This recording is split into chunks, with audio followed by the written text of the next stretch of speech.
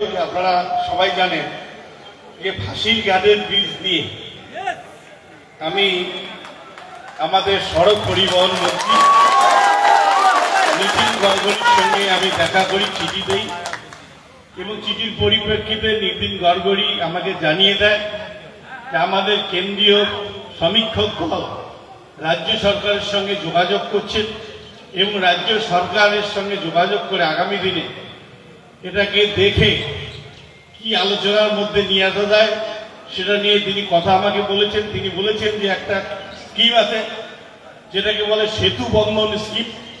যেহেতু এটা জাতীয় সড়কের মধ্যে নয়, রাজ্য সড়কের মধ্যে কেন্দ্রীয় সরকার সরাসরি ব্রিজটা করতে পারে না।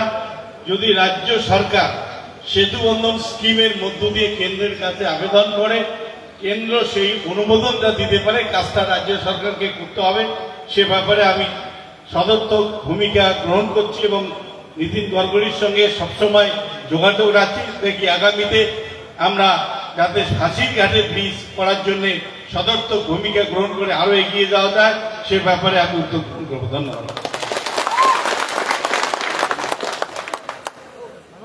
আপনারা সবাই জানেন যে ফাঁসির ঘাটের ব্রিজ নিয়ে আমি আমাদের সড়ক পরিবহন মন্ত্রী নীতিন গডকরির সঙ্গে আমি দেখা করি, চিঠি দেই এবং চিঠির পরিপ্রেক্ষিতে নীতিন গডকরি আমাকে জানিয়ে দেয় যে আমাদের কেন্দ্রীয় সমীক্ষক দল রাজ্য সরকারের সঙ্গে যোগাযোগ করছেন এবং রাজ্য সরকারের সঙ্গে যোগাযোগ করে আগামী দিনে এটাকে দেখে কি আলোচনার মধ্যে নিয়ে আসা যায় সেটা নিয়ে তিনি কথা আমাকে বলেছেন। তিনি বলেছেন যে একটা স্কিম আছে যেটাকে বলে সেতু বন্ধন স্কিম।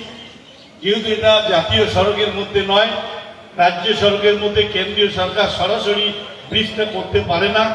যদি রাজ্য সরকার সেতু বন্ধন স্কিমের মধ্য দিয়ে কেন্দ্রের কাছে আবেদন করে, কেন্দ্র সেই অনুমোদনটা দিতে পারে, কাজটা রাজ্য সরকারকে করতে হবে।